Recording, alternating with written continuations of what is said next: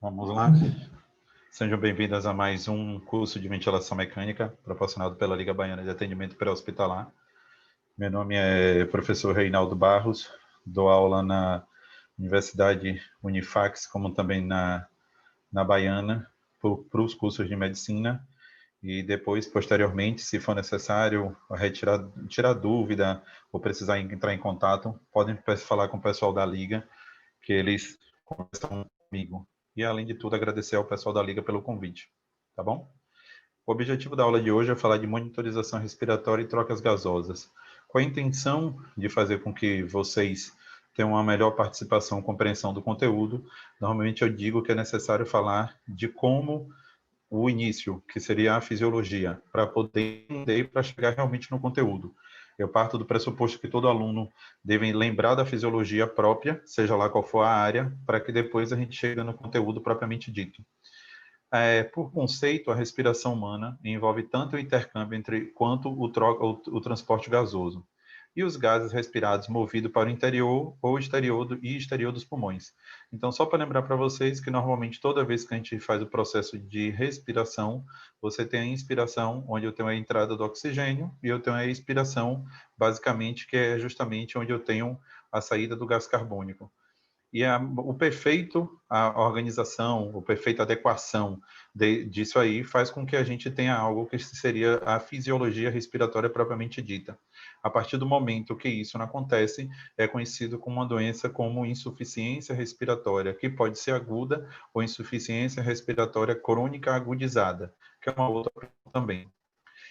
No livro de Fisiologia de Silverton, ele determina que a respiração é feita basicamente por 4 processos, 4 eventos principais. Ventilação pulmonar, que significa a entrada e saída do ar entre a atmosfera e os alvéolos pulmonares. Difusão de oxigênio e dióxido de carbono entre alvéolo e sangue, hematose, é onde a gente foca a nossa maior atenção e lembrar que a troca gasosa é chamada de hematose, ela acontece obrigatoriamente na via aérea inferior, mais especificamente nos alvéolos, e ela é que permite justamente fazer com que chegue oxigênio nos tecidos. Transporte de oxigênio e dióxido de carbono no sangue para dentro e fora da célula. Lembrando que esse transporte de oxigênio ele é único e exclusivamente feito pela hemoglobina, enquanto o transporte de dióxido de carbono é feito por 3 vias. Pela hemoglobina, que é em menor quantidade, que é chamada de carboxihemoglobina. A outra possibilidade do gás carbônico é dissolvido no plasma, e a outra via de transporte é com ácido carbônico, que vai ser visto até mais na frente, que é quando você tem um assunto mais específico, que é a hemogasometria arterial. A quarto evento principal é a utilização do oxigênio como parte do metabolismo no processo da respiração celular, e os 4 eventos juntos fazem algo chamado de regulação da ventilação. Então, a partir desse momento, a gente entende que a ventilação ela sempre vai acontecer a partir de algum desequilíbrio desses 4 eventos.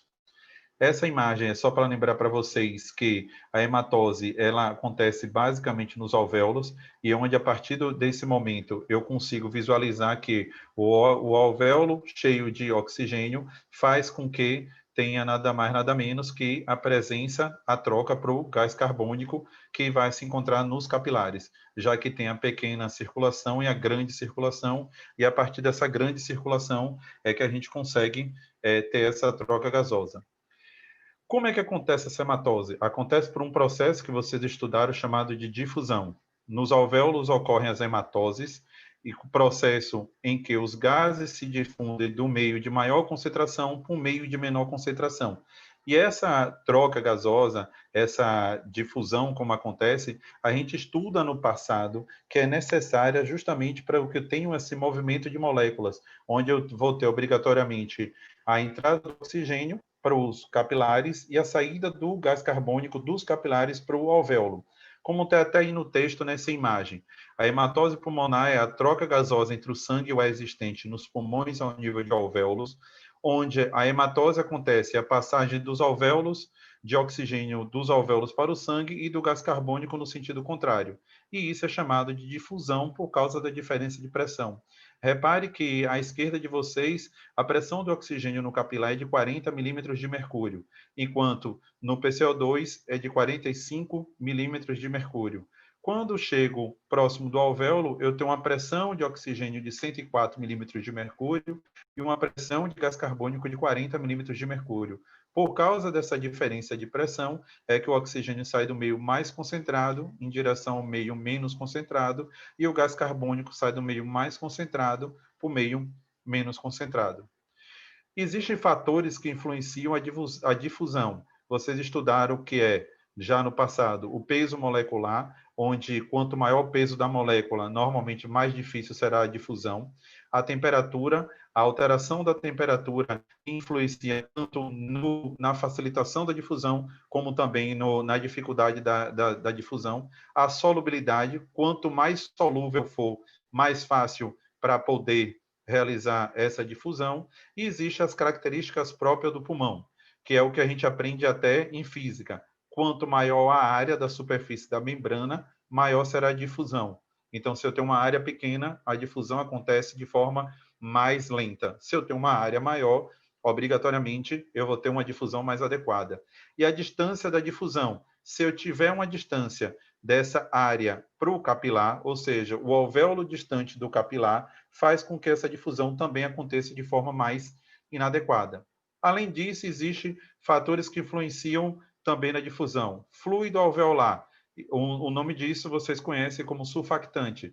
A gente tem um caso específico desse quando você trabalha na área de neonatologia, onde tem a doença da membrana hialina, que é a imaturação do surfactante que faz com que o bebê vai desenvolver desconforto respiratório ou insuficiência respiratória. Interface alvéolo capilar. Foi o que até falei mais distante para vocês. Se essa distância não for maior do que deveria ser, obrigatoriamente a difusão também não acontecerá de forma adequada. E o plasma, quando se refere principalmente ao transporte do oxigênio. Lembre-se que a hemoglobina ela é o principal e único meio de transporte do oxigênio.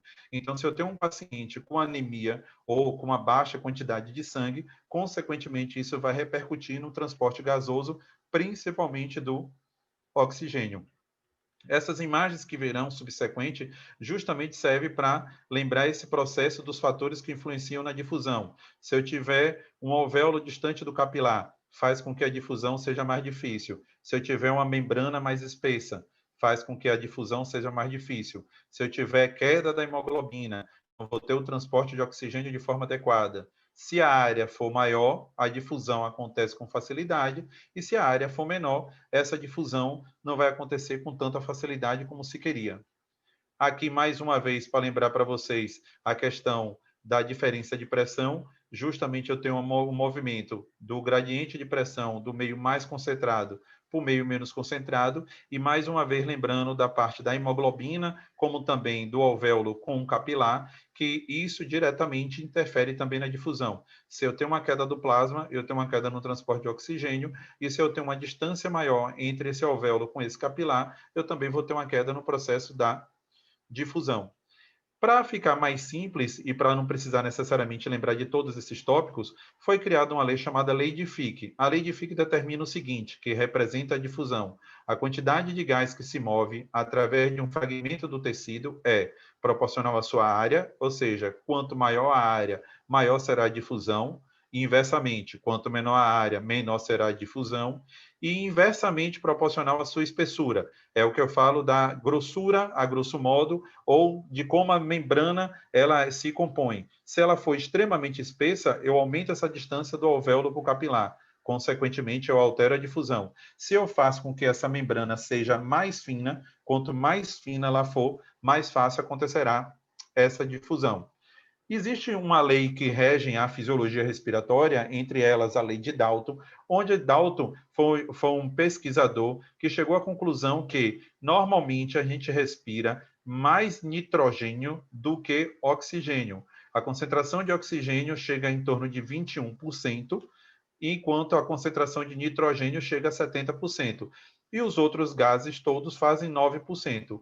Essa pressão total da soma de gases, que dá, conhecida pela lei de Dalton, dá 760 milímetros de mercúrio. Repare que só de nitrogênio é 600 milímetros de mercúrio, enquanto de oxigênio é 159. Daí vem a famosa conta de que a gente respira 21% de oxigênio e 70% de nitrogênio. Em função disso, depois de lembrar toda a fisiologia para vocês, vem um conhecimento mais direcionado da aula, que seria a monitorização respiratória, que se faz necessário perante uma patologia conhecida como insuficiência respiratória. O que é insuficiência respiratória? Incapacidade do sistema respiratório desenvolvida agudamente em promover adequadamente as trocas gasosas, ou seja, oxigenação e eliminação do gás carbônico. Então, quando a gente diz que a pessoa tem insuficiência respiratória, o que vem logo na nossa cabeça é aquela pessoa que tem dificuldade de respirar.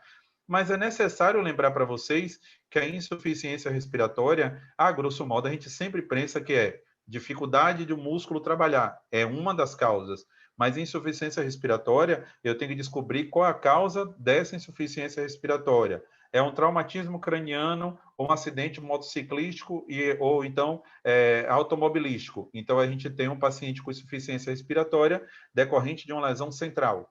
A gente pode ter insuficiência respiratória pela obstrução da via aérea. A gente pode ter insuficiência respiratória por fratura dos arcos costais. A gente pode ter insuficiência respiratória, como em caso de doenças neuromusculares, onde o músculo não funciona direito. Então, a gente também tem aí uma outra causa. Então, quando a gente tiver a insuficiência respiratória, é necessário primeiro identificar a causa, qual o motivo que leva a essa insuficiência respiratória. Depois que eu descobrir qual o motivo da causa da insuficiência respiratória, vai direcionar meu tratamento. Só que a insuficiência respiratória, classicamente, ela recebeu dois tipos de divisão ou dois tipos de classificação. É chamada de insuficiência respiratória tipo 1, quando tem uma PaO2 menor do que 60, associada a uma saturação menor do que 90. Isso é chamado de insuficiência respiratória hipoxêmica, onde a baixa do oxigênio faz com que eu trate com uma forma até mais branda. E existe uma outra insuficiência respiratória chamada insuficiência respiratória hipercápnica, onde o PCO2 é que se eleva e está acima de 50 milímetros de mercúrio, exceto nos pacientes crônicos que são retentores, como no caso do paciente que possui DPOC ou o paciente tabagista. O que é que a gente percebe através dessa classificação? Não tem como eu saber se o paciente está na insuficiência respiratória tipo 1 ou na insuficiência respiratória tipo 2, ou até mesmo na associação das insuficiências respiratórias, se simplesmente eu não fizer um exame chamado de hemogasometria arterial. Então, a hemogasometria arterial é considerado o principal exame que dá o diagnóstico da monitorização respiratória. A gente precisa fazer esse exame toda vez que chega num paciente em um estado de emergência ou de urgência, ou até mesmo num paciente que já esteja internado em ambiente hospitalar. Sem esse exame, não tem como eu, pelo achismo, achar dizer assim, ele está usando as aletas nasais, ou está aí pronto, é insuficiência respiratória tipo 2. O paciente está respirando usando musculatura acessória, é insuficiência respiratória tipo 1. Não, nesse momento não podemos ter achismo. A gente precisa de um exame conclusivo e que realmente nos direciona à prática de tomar conduta, que seria a hemogasometria arterial. A hemogasometria arterial, ela é um exame de retirada de sangue em uma artéria que tem como objetivo a avaliação do oxigênio e do gás carbônico distribuído no sangue, associada ao que a gente chama de pH e equilíbrio ácido básico, onde eu vou explicar para vocês com exemplos e mais na frente, como também por que é importante a gente saber do pH e por que esse equilíbrio ácido básico é de deveras importância. Associada a isso, o médico ainda pode ter como informação o valor do sódio, o valor do potássio, o valor do cálcio, o valor do cloreto, como também do fósforo e, a depender do exame, também do magnésio. Lembre-se que todo eletrólito ele deve ser avaliado em um paciente no momento como esse, porque a gente sabe que o distúrbio hidroeletrolítico ou distúrbios dos eletrólitos faz com que o paciente possa ter alteração do nível de consciência, o paciente possa ter alteração na contração muscular, como também o paciente pode ter alteração no próprio ritmo cardíaco. A hemogasometria arterial, ela necessariamente é colhida em uma artéria, lembrando que essa artéria é uma artéria radial, é a preferência, mas pode ser coletado em uma artéria femoral, como também pode ser colhida na artéria também pediosa. A preferência por essas 3 artérias citadas é porque elas são mais fáceis de serem encontradas. Essa é que é a verdade. E como mostra a imagem, a intenção sua é tentar achar a artéria e poder fazer essa coleta para saber qual o valor da gasometria. E pode ser realizado tanto em paciente em ventilação espontânea, como pode ser coletado também no paciente em ventilação mecânica. Pode ser coletado na emergência, pode ser coletado na enfermaria, pode ser coletado também na UTI. Não tem necessariamente aquela obrigatoriedade de ter um paciente internado em UTI ou em terapia intensiva para que possa simplesmente fazer a coleta da gasometria. O que é necessário lembrar para vocês logo de conceito na gasometria? O pH é o símbolo que expressa a concentração do íon hidrogênio. Lembrando que o hidrogênio ele tem grande abundância no nosso corpo. Toda vez que o íon hidrogênio tiver uma queda no pH, a gente costuma dizer que a pessoa tem uma acidose. Toda vez que a pessoa tem um aumento do pH, a gente costuma dizer que tem alcalose. E por que normalmente a gente se preocupa tanto com pH? Porque limite inferior é abaixo de 6,8 é considerado incompatível com a vida. E acima de 8 também, pH acima de 8, também é considerado risco de vida. Onde é que a gente percebe isso para evitar o que é que o nosso corpo faz para tentar evitar que você chegue nesse limite inferior, como também nesse limite superior, algo que a gente chama de solução tampão. Eu costumo dizer para todo aluno que a hemogasometria arterial, ela pode lembrar, porque normalmente todo aluno, quando tem um feeling mais rápido, ou quando tem algo que lembre mais fácil a resposta, ele faz com que também tenha assimile melhor o seu aprendizado. Quando a gente diz que tem uma solução tampão, é só vocês pensarem como se fosse música de pagode. Eu costumo brincar para todo aluno dizendo assim: se um desce, todo mundo desce. Se um sobe, todo mundo sobe. As músicas de pagode baiano fazem isso. Então, toda vez que a pessoa tiver uma alteração do sistema respiratório, se tiver uma elevação do gás carbônico, o que é que Deus Todo-Poderoso pede? Que, no caso, seu corpo vai realizar isso, é uma compensação do sistema renal. Aí você é só lembrar da música. Se subiu aqui o sistema respiratório, eu vou ter que levar os níveis de íon bicarbonato para poder fazer o tampão, para eu poder equilibrar. Ah, não, professor, aconteceu o contrário. Diminuiu os valores de íon bicarbonato, ou seja, alterou a função renal. E aí, o que é que acontece para eu manter uma solução tampão? O sistema respiratório compensa, diminuindo o nível de gás carbônico. Então, sempre vocês têm que ter isso na sua memória. O que é o equilíbrio? O que é que acontece com a solução tampão? Se um subir, o outro obrigatoriamente subir. Quem é esse um? Seria o PCO2. Se o PCO2 sobe, o bicarbonato sobe. Ah, o bicarbonato desceu, desce o PCO2. E assim consequente. E esse equilíbrio é chamado de solução tampão. Quando a gente tem isso em fisiologia, a gente costuma dizer que você tem o bicarbonato como solução tampão no sistema aberto ou no sistema não bicarbonato no sistema fechado. Como é que funciona? Eu tenho um ácido carbônico que simplesmente, ao sofrer a ação da água, elimina o gás carbônico através da ventilação. Só que a partir desse momento eu tenho liberação do íon hidrogênio no sangue junto com o íon bicarbonato. E aí o que é que acontece? O íon hidrogênio com a base conjugada faz um ácido fraco. Então repare que a partir do ácido carbônico eu tenho liberação de hidrogênio e bicarbonato, como também a eliminação do gás carbônico. É por isso que a gente costuma dizer que toda vez que eu tiver uma alteração respiratória, meu rim vai tentar compensar, e toda alteração renal é acompanhada também de uma ajuda do sistema respiratório. Eles são interligados.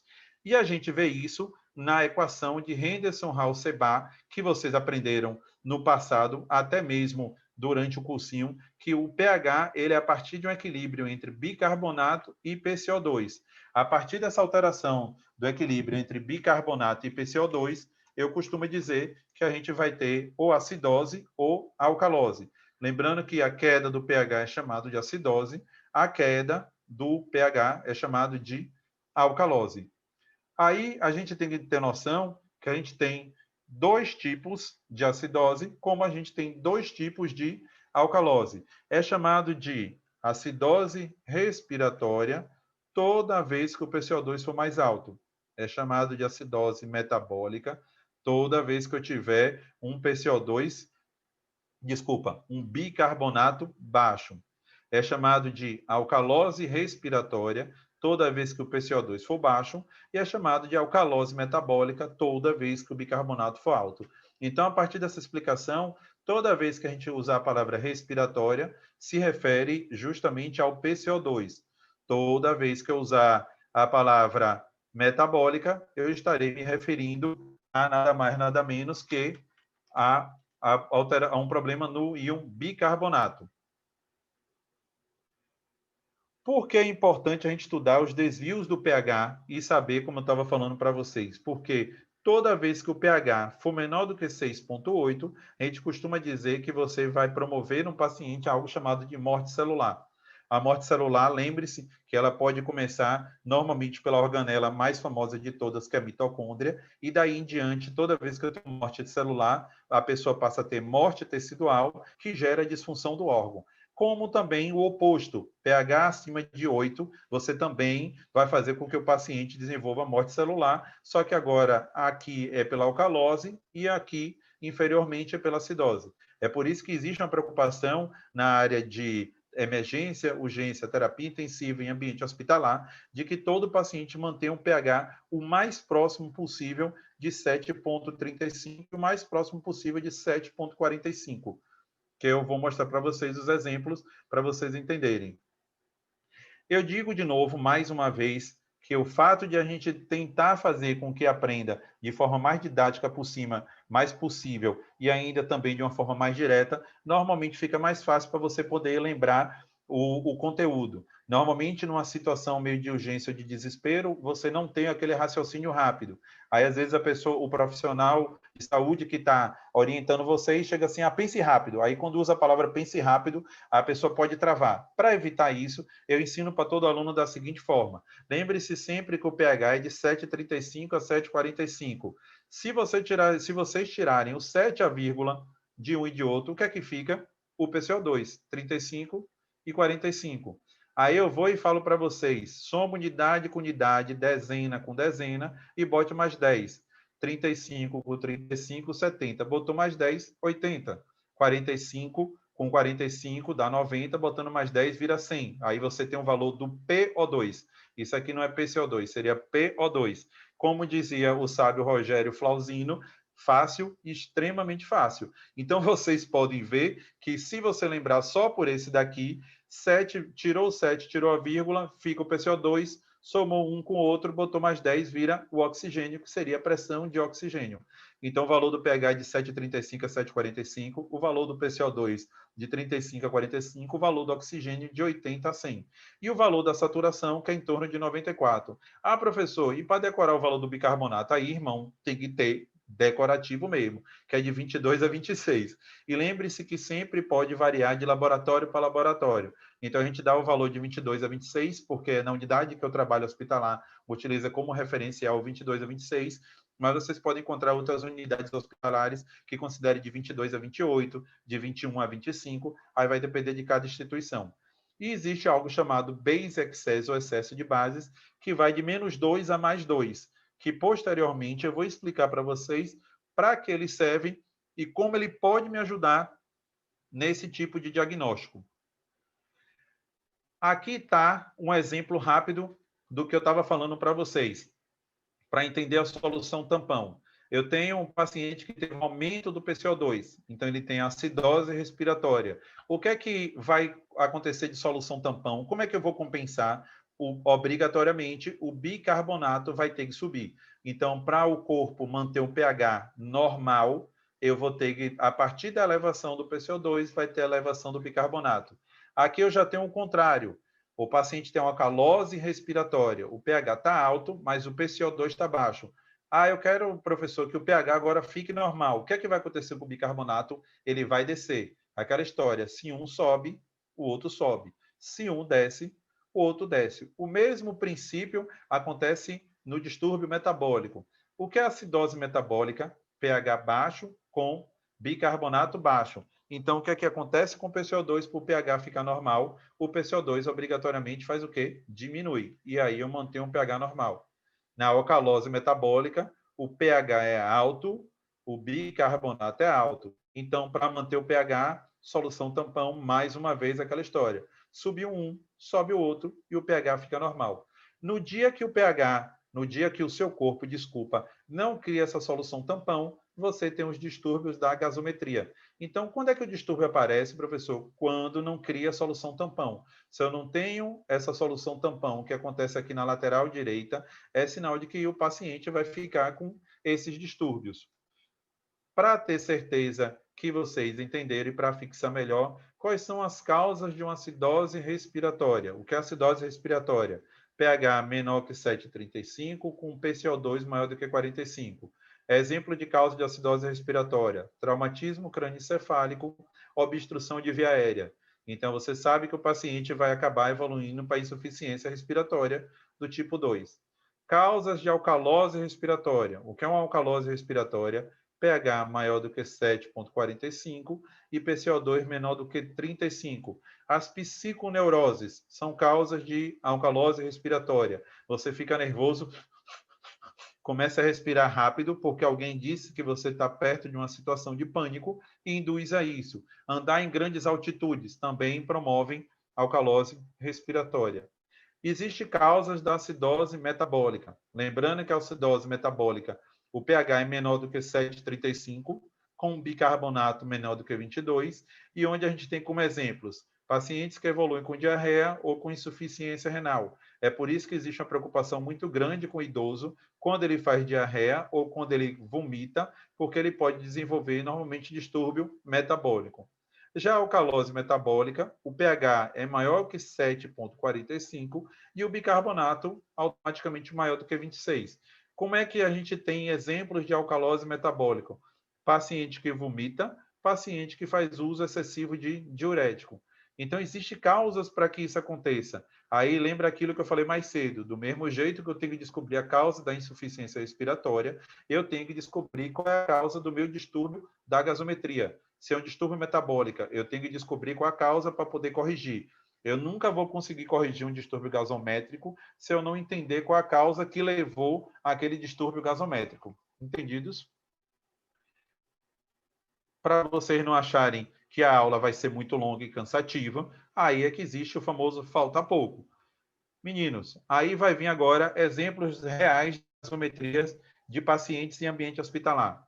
Nesse caso aqui, nesse tipo de gasometria, eu tenho um paciente agora que ele tem algo que é chamado de um pH, normalmente, que pode ser feito da seguinte forma, a partir da seguinte avaliação.